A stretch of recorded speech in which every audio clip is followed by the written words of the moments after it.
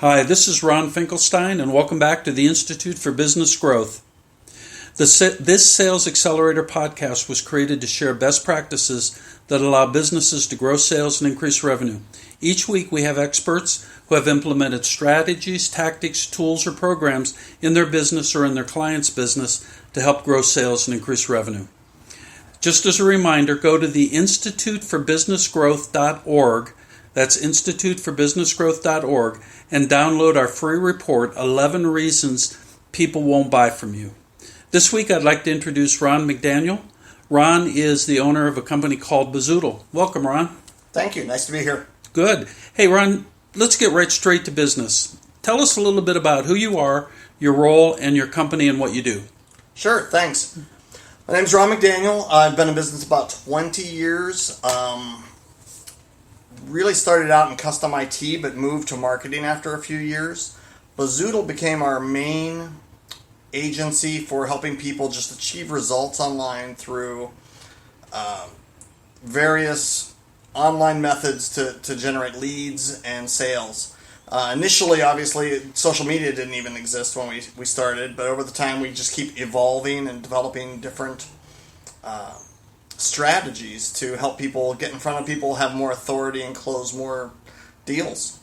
So it sounds like, if I could summarize this, it's a digital marketing agency. Digital marketing agency. One of our specialties is publishing online magazines, which is different from what you'll see from most other people, just because it brings an extra element of authority to what you're doing. If you say you have a blog, people don't really care. Everybody has a blog. Anybody can start a blog. If you say you have a digital magazine, there's a different credibility, even though it's the exact same technology. Okay, great. So tell us a situation that you used in your business to help one of your clients achieve some fantastic results. I have one client who's just a complete rock star. They're in Atlanta. They sell shoplifting prevention equipment, the tags, the towers, and Atlanta isn't the biggest market in the country, but it's a decent-sized market. But he's competing with New York, Chicago, and other places. And he hired someone who knew me, and then they brought me in to help improve their leads because they had 5 full-time salespeople.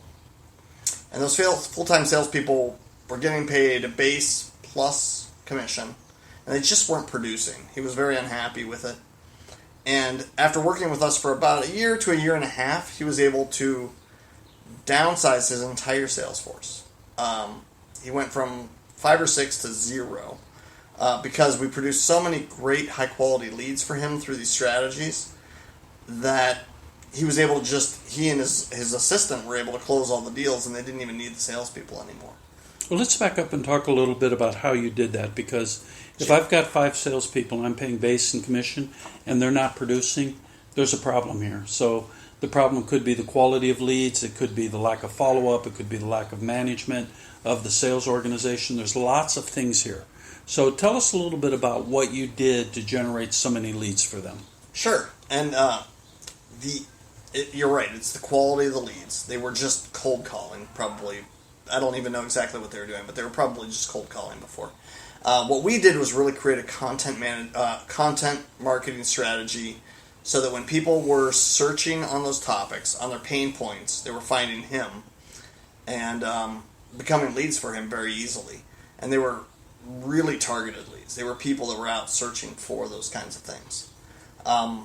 So what we did was and I would not do this necessarily exactly the same way today, but this client's been with me for over 10 years. We created multiple microsites, meaning different sites with different domains that were like mini magazines producing articles on pain points for customers. It could be employee theft was one of them. There was another one that was anti-shoplifting equipment. There was another one on tags. There were all these different sites. If I were to do it today, though, I would stick with the main thing and just focus on one bigger authority magazine. Because how Google has changed over the years is the microsites used to work really well. Like, you could have 10 different sites that were small and had occasional articles, and they would get ranked well. Now, more and more, you need one authority site that gets better results. So the real crux of what we do for him is we have his main website, which we optimized for search engine optimization, looking at the keywords and things. Plus, we set up a separate magazine site as a leading publication in their industry. And he's the only advertiser on that site. He produces all the content for that site, with our help, obviously. And between those two sites, he gets a ton of traffic. People that are searching on pain points, that are looking for the products and services he offers, and quickly become leads for him. Well, it sounds like it's pretty expensive to do all this publishing stuff, because in my head, and I've written 8 books, I know a little bit about publishing. In my head, that's a lot of work, writing that much content, that many articles. Does he do anything other than write? He doesn't write a thing.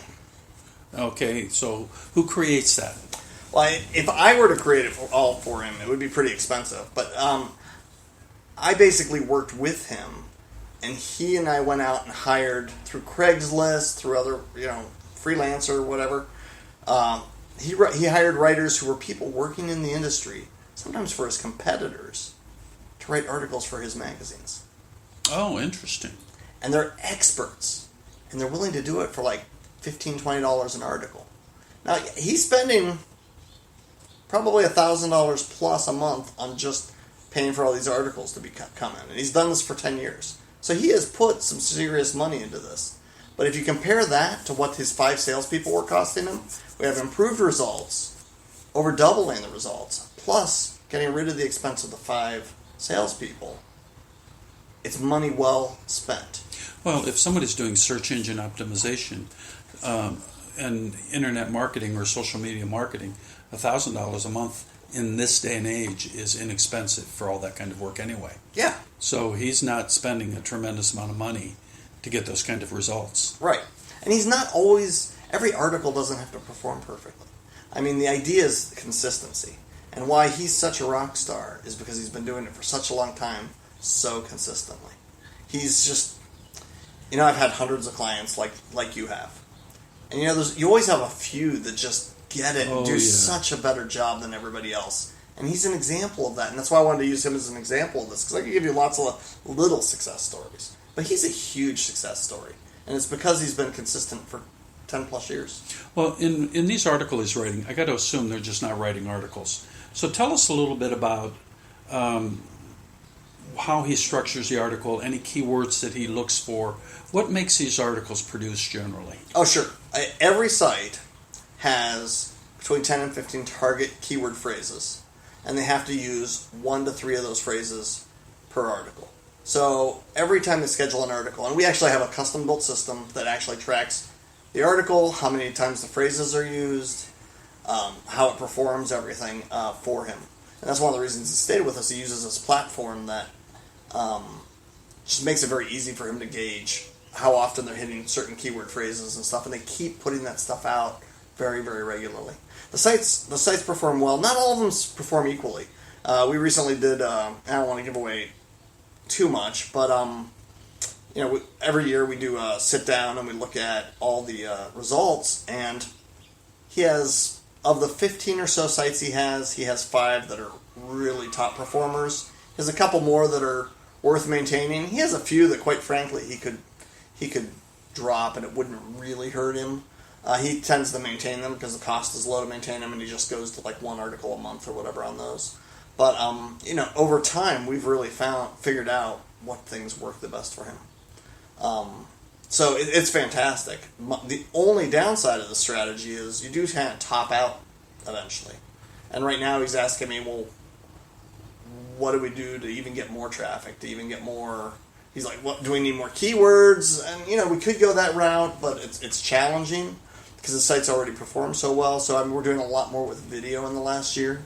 I'm helping him write an actual book because every time he goes out and speaks, he gets a lot more customers.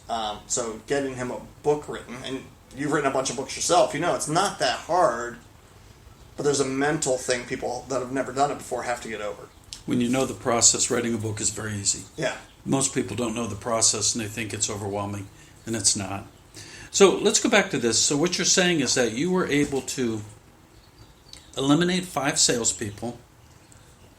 He's handling all the sales himself now.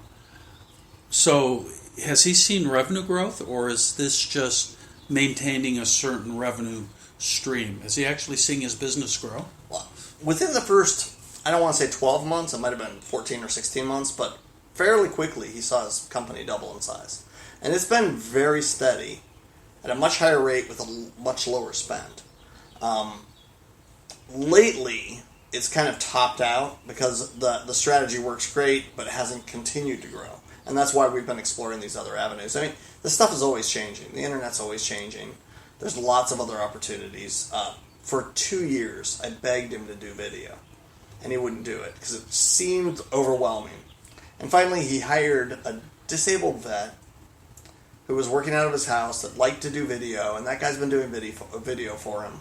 And then just in the last couple months, he started putting his phone, as he drives to work, he puts his phone on his little stand that's clipped to his event, and he talks for 2 minutes once a day about some topic in his industry. And he puts that on Facebook and YouTube.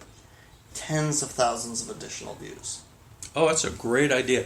For our listening audience, just to point this out, video, YouTube specifically, is probably the highest search engine now, even higher than Google in terms of traction and traffic. And the demographics behind who's watching video, I just read an article that blew me away. It literally is one of the fastest growing search engine sites, YouTube. And I've got probably 40 or 50 videos out there for that reason myself, because of the traffic that it generates. And the first time he did it, he was terrified. It had to be perfect. He set up a big studio in his house. He had the backdrop, and it looked very staged. It looked very unnatural, but it was good. It was fine. I told him good job. I was happy he did it finally. But then after doing a couple, he got comfortable, and they started doing kind of ad-lib, just talking while he's driving to work. I love those videos. They're hilarious sometimes. And some of his writers are now given permission to go out, and they're actually filming how to stop shoplifting in stores live. Oh, how cool. They're doing some really neat stuff, and nobody in their industry is doing this. He just owns his industry because of this. Well, just for our listening audience, put your camera up on your windshield and just talk for a few minutes. I have a client that's doing that as well, and she just does an audio. She calls it her 60-second marketing minute, and it's just a very quick discussion of a topic. And the traffic, I just talked to her about it. She's not getting necessarily a lot of business from it yet, but she's getting a ton of traffic from it. And eventually that's going to convert. Right. And you don't always get one-to-one sales from this stuff, but this client said that every time he talks to a new customer, they say, I've seen you every place. Because they've seen his videos, they've seen his articles, they've seen multiple websites he runs. They said he's everywhere. When you look up his topic, he's the only guy out there pretty much. Consistency. Yeah. Got to be consistent. And I got to tell you, Ron, that's where I fail. I know how to do all this stuff, but it takes discipline to be consistent. Yeah. So I have a lot of respect for you this. need that weekly checklist of doing that stuff. It's tough. Yeah, for our audience, create an editorial calendar, manage to that calendar so you don't have to think about it. Because that's where I get into a problem. If I don't have that planned out and I got to think about it, it's easy not to do it. And the funny thing about it is you'll never know which video is going to perform well. In his case, and I don't want to give away exact stuff, but his videos that perform the best are not the ones that were... One of them wasn't even optimized. It's just funny. It's just you watch it and you're like, oh crap, that's great. And it got shared a lot, and it's got tens of thousands of people all sharing it with their friends and stuff. Completely not planned. It wasn't my marketing brilliance that helped him. The only brilliance I brought to the table was start doing it in the first place, and some of them will hit and some of them will be duds. You just got to be steady. Yeah. Let's wrap this up. We're running out of time. Okay. So, Ron, tell us what's next on the agenda for you. Well, I believe that having an online magazine for anyone is kind of a core authority piece that everyone needs. And we have a website that's Micromag Publishing, micromagpublishing.com. Sign up for the newsletter. I publish pretty frequent emails on that, teaching people how to do it. If you're interested in the courses and the video and stuff, it's real inexpensive monthly fee. And we're just trying to help as many people as possible move into this kind of area, because when you have that as a sort of a core, you can publish your video onto that magazine. You can publish your articles onto that magazine, and it all points back to your site. You can also get sponsors to help cover the costs. And we teach people also how to go out and get writers. So it's very inexpensive and very high quality. And it's just, I think it's just an essential way to build authority in your market. And this guy has authority in his market. Everybody wants to talk to the expert. Yeah, exactly. So Ron, if somebody wants to talk to you about these micro magazines, how would they reach you? Ron at Buzzoodle, BUZZOODLE.com is my email. And you can go to Micromag Publishing and just sign up for the email and reply to the email you get from me, and it goes right to me. I answer them all. And my phone number is 330-815-2742 if you want to call. Yeah, that's give it to him again. That was pretty quick. Oh, very slowly this time. Just kidding. 330-815-2742. That's Eastern Standard Time, so if you're calling from India, don't call at 2 o'clock in the morning. You can, I just won't answer. Ron, thank you very much. Just as a reminder, if you want to learn more about how you can apply these best sales practices in your business, go to the instituteforbusinessgrowth.org and download our free report, 11 Reasons People Don't Buy From You. Thank you, and until next time.